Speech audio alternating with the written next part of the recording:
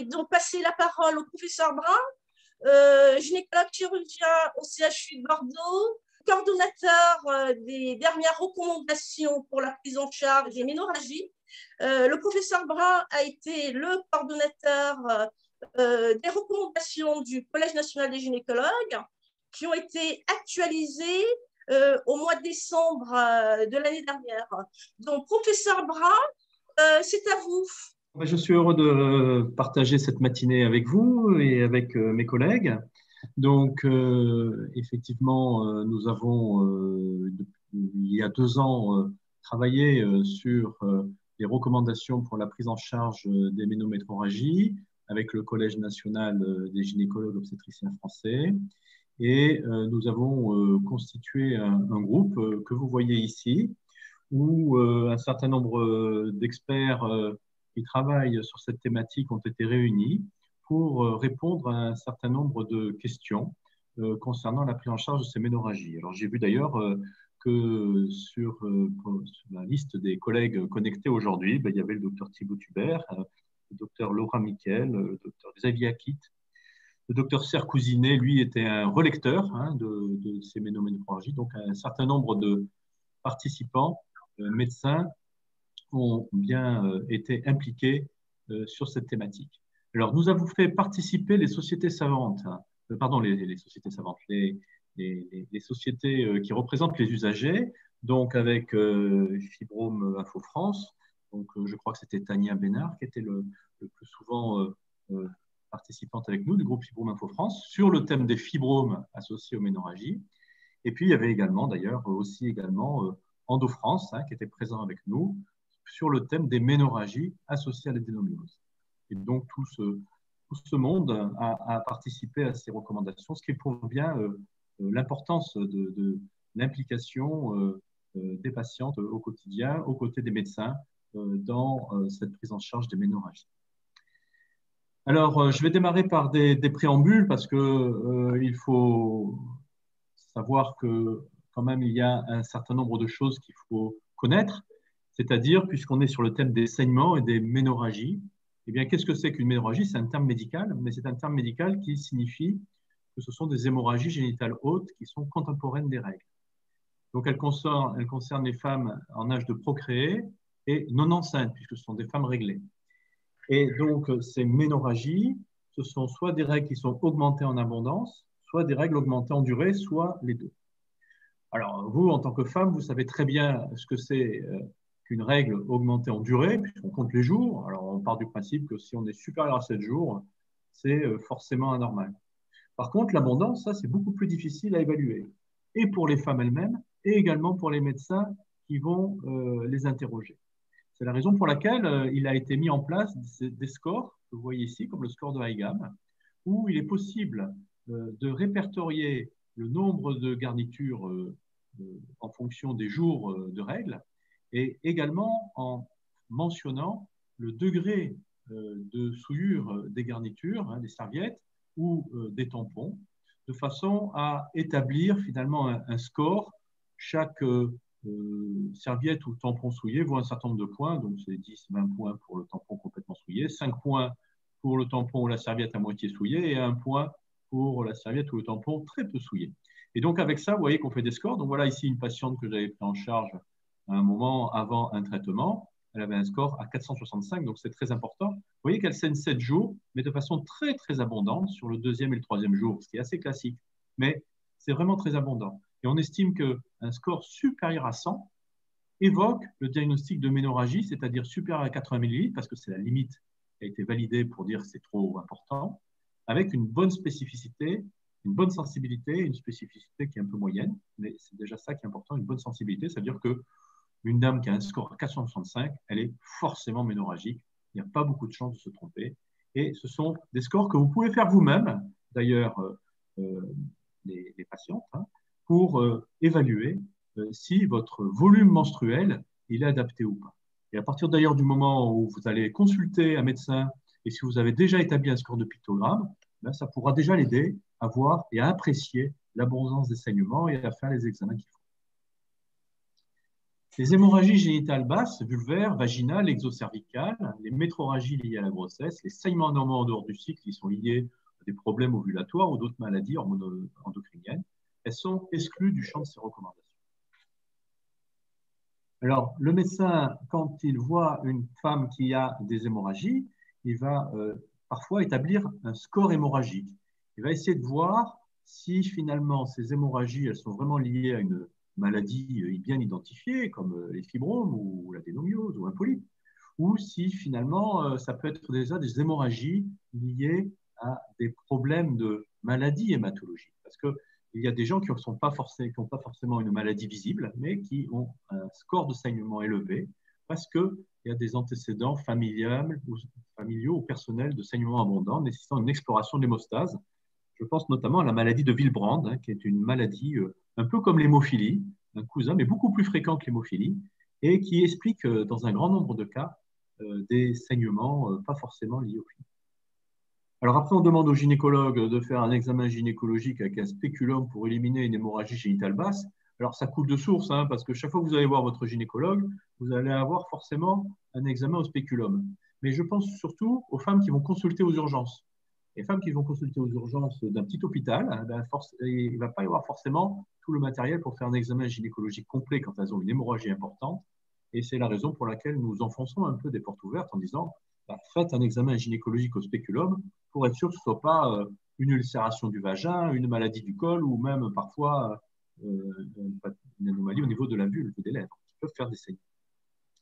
Une fois qu'on a bien fait le diagnostic d'hémorragie, le premier examen biologique à prescrire, c'est une prise de sang avec une numération formule sanguine. Et qu'est-ce qu'on va chercher là? On va regarder l'hémoglobine pour voir si l'hémoglobine n'est pas basse. Si elle est basse, c'est une anémie. Et on va rechercher également les plaquettes pour voir si ce n'est pas des maladies de plaquettes, une hypoplaquette, une thrombopénie, qui fait que les femmes saignent. Alors, si on a vraiment un doute sur une suspicion de grossesse, il faut faire un test de grossesse. Enfin, bon, quelqu'un qui a des grosses règles régulières tous les 28 jours, a priori, ce n'est pas une grossesse. Et alors, c'est tout. Il n'y a pas besoin de réaliser d'autres traitements hormonaux. Je pense souvent à pas mal de médecins qui réalisent des bilans hormonaux pour regarder si la femme va être ménopausée en faisant la FSH, le stradiol, des dosages comme ça. Il n'y a vraiment pas beaucoup d'intérêt à réaliser ces dosages parce qu'ils sont parfois un peu anormaux, parfois on ne peut pas conclure. Bref, ce n'est pas très important. Le seul truc important peut-être, c'est le dosage de la TSH, c'est l'hormone de la thyroïde. Et donc, il y a certains qui ont des hypothyroïdies qui se mettent à saigner de façon un peu abondante.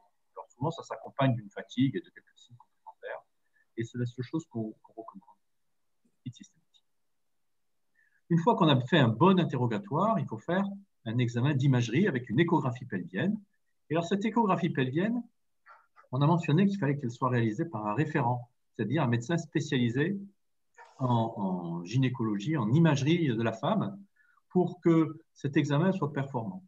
Vous avez vu probablement, vous, en tant que femme, que la qualité des échographies est quand même très fluctuante d'un radiologue à l'autre pour faire le diagnostic de fibrome. Il y en a qui en voient beaucoup, il y en a qui en voient pas beaucoup.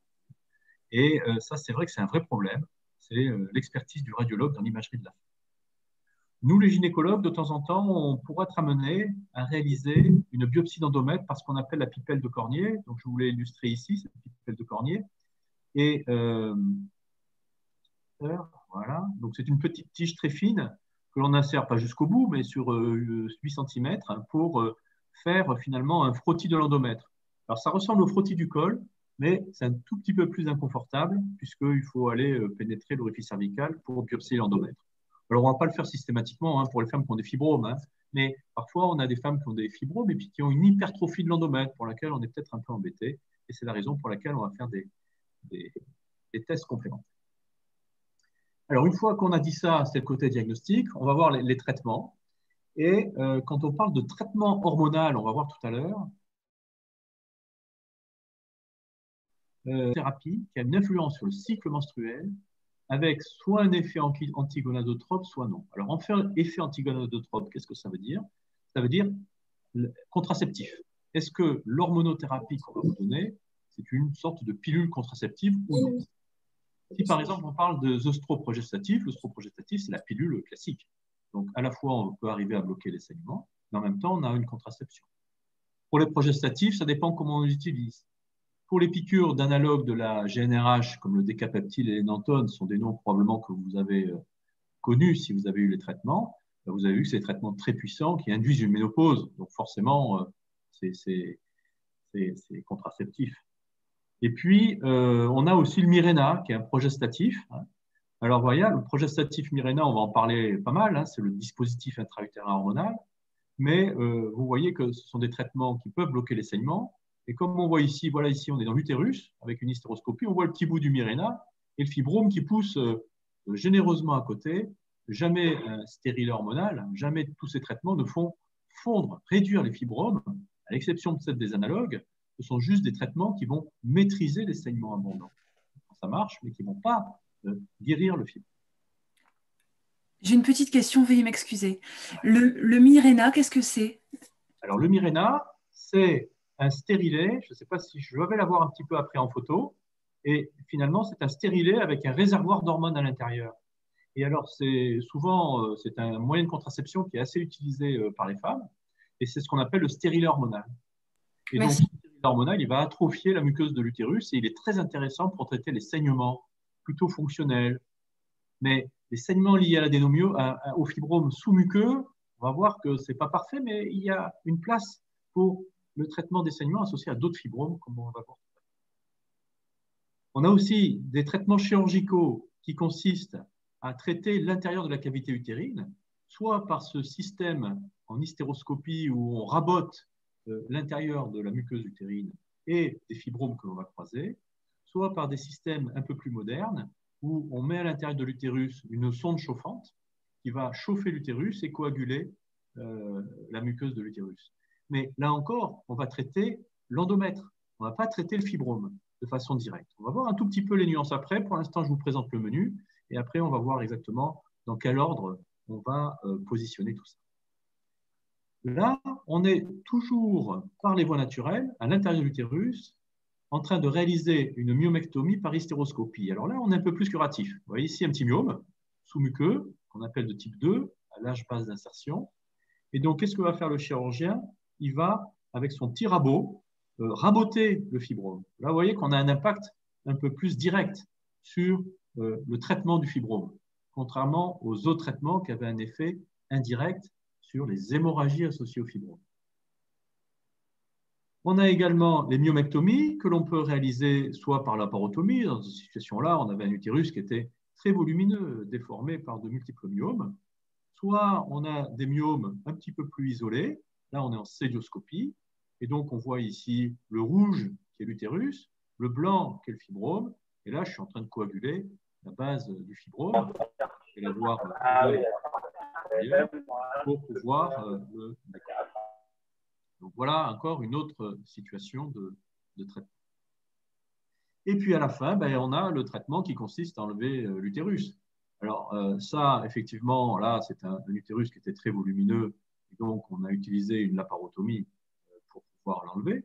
Mais bon, quand ils sont moins volumineux, il faut, les gynécologues français, chirurgiens, ils doivent savoir qu'il faut réaliser une voie célioscopique ou vaginale, de façon à ce que les femmes aient une meilleure qualité de vie après la chirurgie.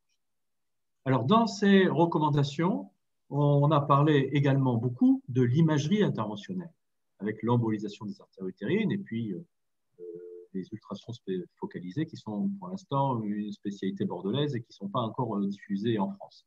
Mais pour ne pas dévoiler le sujet de mon collègue tout à l'heure, le docteur Sarkozinet, j'ai décidé que je n'allais pas en parler et qu'on allait donc uniquement parler des techniques médicamenteuses et chirurgicales. Et donc, on va présenter les recommandations pour deux types de fibromes, essentiellement les myomes de type 0 à 2, c'est-à-dire les myomes sous-muqueux, et puis les autres myomes. Et donc là, c'était l'équipe marseillaise avec Patrice Crochet et Laura Miquel, d'ailleurs, qui est avec nous, là, je crois qu'elle est connectée, qui ont travaillé sur cette question. Alors, les recommandations maintenant, telles qu'on les a faites, c'est une nouvelle formule qu'il faut, pour aussi bien les médecins que les femmes et les patients, doivent s'habituer à écouter un petit peu cette musique-là, qui est une formulation un peu différente. C'est une formulation selon la modalité des questions dites PICO. La question PICO, c'est de définir, c'est de poser une question et d'étudier la littérature pour essayer d'avoir une réponse. Et dans cette question, il faut d'abord cibler la population, P. Dans une population d'années, l'intervention I, selon test, par rapport à un contrôle C, permet-il de définir un objectif particulier? Si l'on traduit ça sur les questions que nous avons définies avec le groupe de travail, ça va donner ça. Chez une femme ayant un myome de type 0,2 sans souhait immédiat de grossesse, les traitements hormonaux sont-ils plus efficaces et mieux tolérés que les traitements chirurgicaux conservateurs pour traiter les ménorrhagies? Voilà, ça c'est une question. Et donc on a demandé à nos experts de dire, bon, ben, écoutez, regardez ce que vous avez dans la littérature pour voir sur les myomes sous-muqueux si vous pouvez dire que le traitement hormonal, c'est mieux que la chirurgie et la myomectomie. Le traitement chirurgical I, c'est la résection hystéroscopique des myomes que je vous ai montré. Et traitement hormonal, c'est soit les médicaments par des comprimés, soit, voilà, ici, imagine notre petit stérilet hormonal, avec un stérilet qui est classique, sauf qu'à la place du petit cuivre que vous avez sur le stérilet classique, vous avez un réservoir hormonal qui va vous délivrer une hormonothérapie qui va atrophier la muqueuse et souvent bloquer les règles. Eh bien, qu'est-ce qu'on a? Aucune étude comparative. Alors, c'est un peu frustrant parce que finalement, on ne peut pas conclure pour dire si c'est une femme qui a des myomes sous-muqueux avec des hémorragies, il vaut mieux lui donner un traitement hormonal de type pilule ou autre, ou un traitement par l'utérus, ou s'il faut aller faire une résection du myomètre. On ne peut pas conclure parce qu'on n'a pas les données pour ça. Vous allez voir que pour les myomes sous-muqueux, c'est assez frustrant parce qu'on a des difficultés pour trouver de la littérature pour conclure de façon avec des preuves et des évidences liées à la publication médicale pour définir une stratégie précise. L'autre question qu'on a posée, c'est si on est face à une femme qui a un myome sous-muqueux et qui ne désire pas forcément une grossesse, est-ce que si on prescrit un traitement hormonal en première intention, un gynécologue qui va souvent vous prescrire une pilule et puis on va vous dire, vous allez prendre cette pilule-là, ce traitement, et puis on va voir après si on peut éviter la chirurgie. Parce que c'est associé à une diminution du recours à un traitement chirurgical conservateur. Donc on reprend nos petits fibromes de type 0, 1, 2, qui sont les fibromes sous-muqueux. On regarde nos traitements hormonaux avec les pilules, le stérilet hormonal, et on regarde ce qui se passe.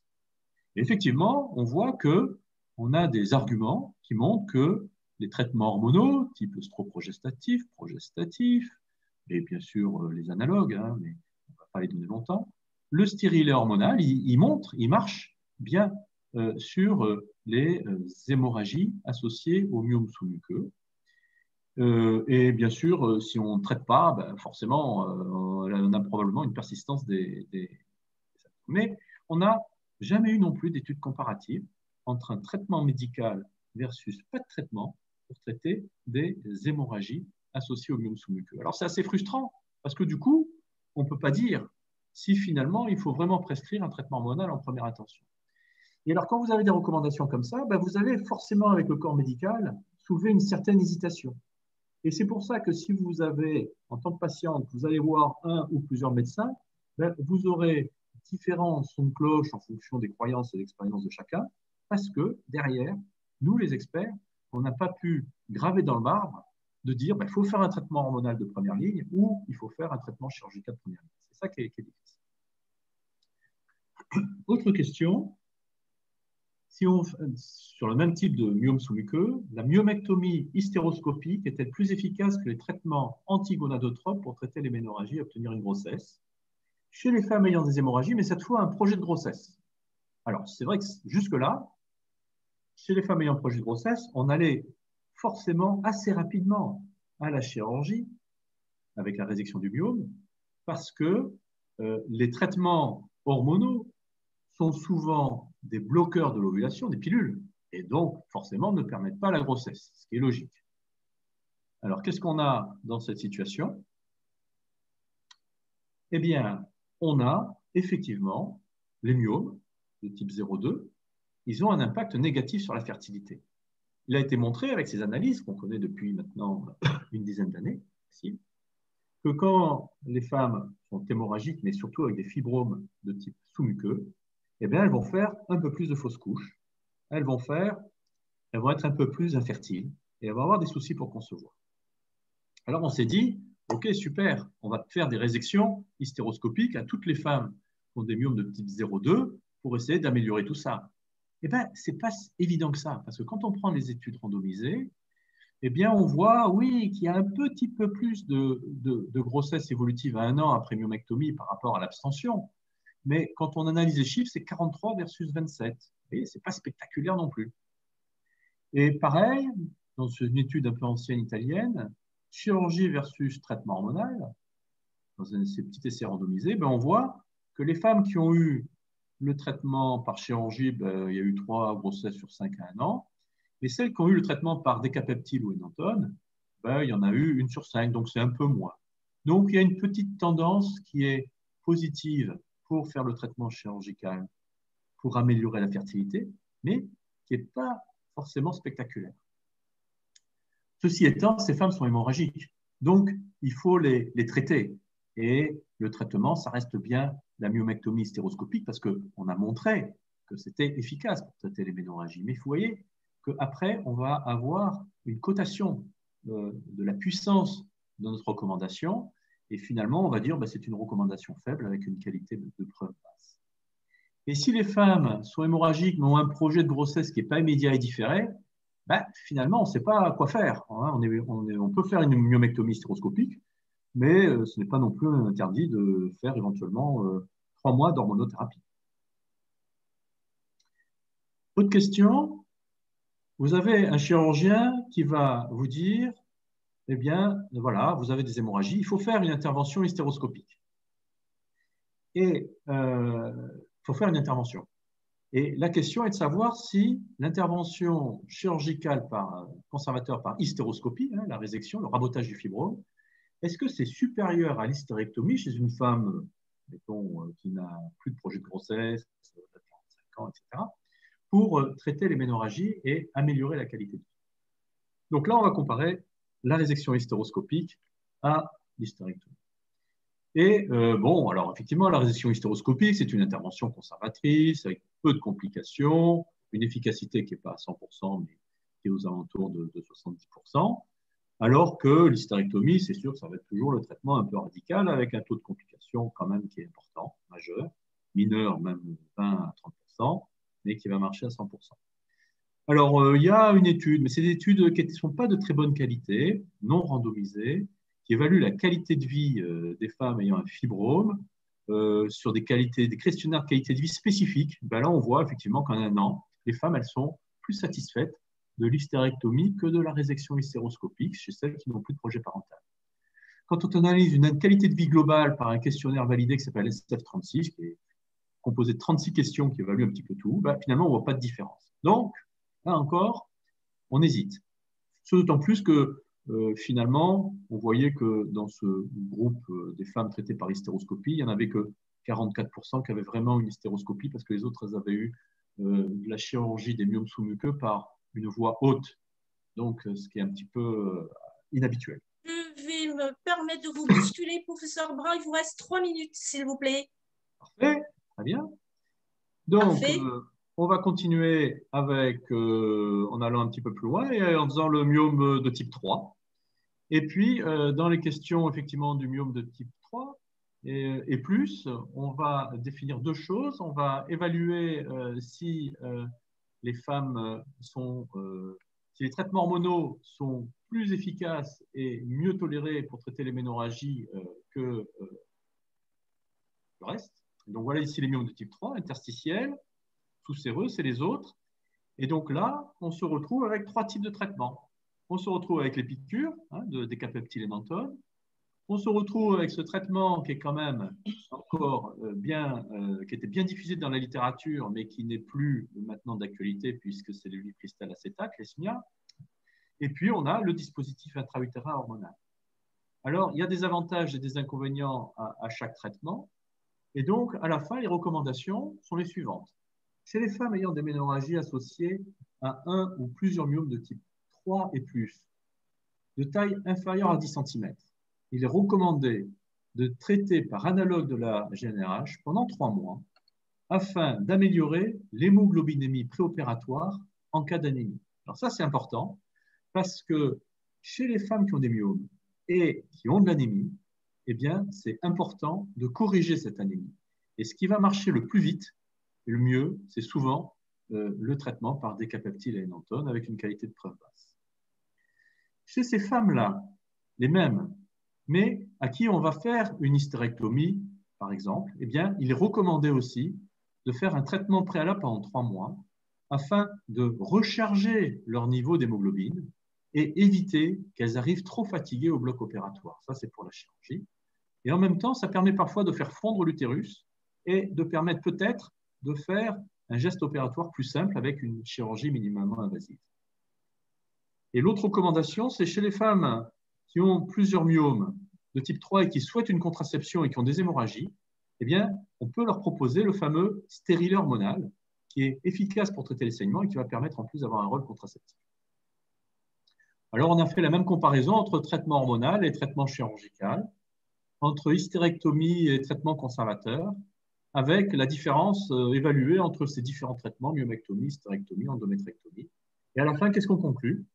On conclut que les femmes ayant des ménorrhagies associées à plusieurs myomes de type 3 et plus, qui souhaitent une conservation utérine, mais qui ne souhaitent pas procréer et qui ont un utérus pas trop gros, eh bien, on peut leur proposer de faire la chirurgie conservatrice de type destruction de l'endomètre en alternative à l'hystérectomie. Ça, c'est une vraie nouveauté parce que jusque-là, les traitements avec la chaleur que je vous ai montré tout à l'heure, qui traite la cavité utérine lorsqu'elle n'est pas déformée par des fibromes, jusque-là, on ne proposait pas trop ces traitements aux femmes qui avaient des fibromes. Mais lorsque ces fibromes sont présents, mais que la cavité n'est pas déformée, on peut leur proposer des traitements de ce type. Enfin, chez les femmes ayant des ménorrhagies associées à plusieurs myomes ne souhaitant pas de conservation utérine, eh bien, dans ces cas-là, on peut faire une hystérectomie et on recommande aux chirurgiens de réaliser des voies minimalement invasives. Voilà ce que je voulais vous dire sur les traitements médicaux et chirurgicaux, en sachant que, bien sûr, je n'ai pas abordé l'imagerie interventionnelle qui sera faite plus tard. Merci beaucoup, professeur Bras. Alors, j'ai une question très concrète par rapport à notre table ronde. Comment concilier enjeux sociétaux et enjeux sanitaires dans la prise en charge du fibrome? Eh bien, il y a, comme je le disais dans mon introduction, un décalage profond entre la réalité de ce que vivent les femmes qui souffrent de fibrome et les représentations des médecins. Alors, vous, en tant que coordonnateur des recommandations du Collège national des gynécologues de France, que préconisez-vous pour changer le regard qu'ont les médecins sur les saignements des femmes, justement pour pouvoir concilier les enjeux sanitaires et les enjeux sociétaux? Parce que dans la prise en charge du fibrome, les attentes des femmes sont très fortes en matière de compréhension de la réalité de ce que chacune de nous vit. Et dans la mesure où, justement, de très nombreuses femmes s'entendent dire en consultation que, finalement, les saignements des femmes qui souffrent de fibrome, ce sont des règles abondantes, comment changer ce regard? Parce que pour nous, les hémorragies de type ménorrhagie, métrorragie ou ménométrorragie ne sont pas de simples règles abondantes. Alors, concrètement, de quelle manière pourrez-vous, à l'avenir, changer le regard de vos collègues sur cette réalité? Alors, l'apprentissage des collègues, il démarre dès le 2e cycle. Les étudiants en médecine en 5e année ont une formation spécifique sur les hémorragies qui font partie de l'item de l'examen national classant. Donc déjà, régulièrement, ils ont des cours sur des hémorragies et on leur explique ce que c'est qu'une ménorrhagie, métrorragie et comment on évalue en consultation l'abondance des règles. Ça démarre déjà dès les étudiants à l'âge de 23 ans. Après, ça continue avec effectivement une formation complémentaire. Alors les gynécologues, quand même, ils ont l'habitude de gérer ça. Mais le problème, c'est de pouvoir intégrer dans la pratique médicale quotidienne d'un médecin généraliste, d'une sage-femme qui fait du suivi gynécologique de prévention, l'intérêt pour évaluer le volume menstruel, comme on a un intérêt pour évaluer les douleurs. Mais les douleurs, on a exactement le même problème avec les douleurs. Donc, on travaille là-dessus avec des formations permanentes initiales et des formations continues que l'on rabâche maintenant avec le collège depuis 2008, qui était le départ aussi des recommandations, avec tous ces scores, etc. Donc, tout ça, c'est expliqué. Mais après, eh bien, il faut que chacun puisse s'intéresser, être à l'écoute. Mais notre formation initiale et notre formation continue, elle est opérationnelle. Après, c'est un problème de susceptibilité du médecin et d'intérêt pour s'intéresser à la douleur, au saignement. Je parle de douleur et de saignement parce que c'est le quotidien du gynécologue. Mais il faut bien savoir que pour un médecin généraliste, eh bien, ça peut passer à l'as. Et puis que finalement, si les femmes aussi, il faut qu'elles puissent venir avec un pictogramme, avec un score de saignement, en disant voilà ce que j'ai fait. Est-ce que vous pensez que c'est normal? Moi, je trouve que je suis fatigué. Et dans ce cas-là aussi, il faut se manifester. Parce que je trouve qu'aussi, les femmes, elles ont une certaine banalisation. Et quand elles saignent pendant 6-7 jours, finalement, on est sur des durées à peu près normales. Mais de façon progressive, le volume a évolué. Et finalement, à 40 ans, elles disent ben, je suis fatiguée, mais c'est normal parce que je suis vieille et je ne peux plus bouger. Ben non, à 40 ans, on doit grimper aux arbres. Une femme, ça doit être très en forme.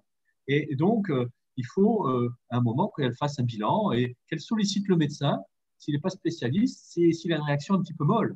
Eh bien, on en vient au fond du problème, c'est la sensibilisation, on est d'accord. En consultation, ne pensez-vous pas qu'il faudrait intégrer des questionnaires de sensibilisation pour permettre aux femmes justement d'apprendre à objectiver l'enseignement?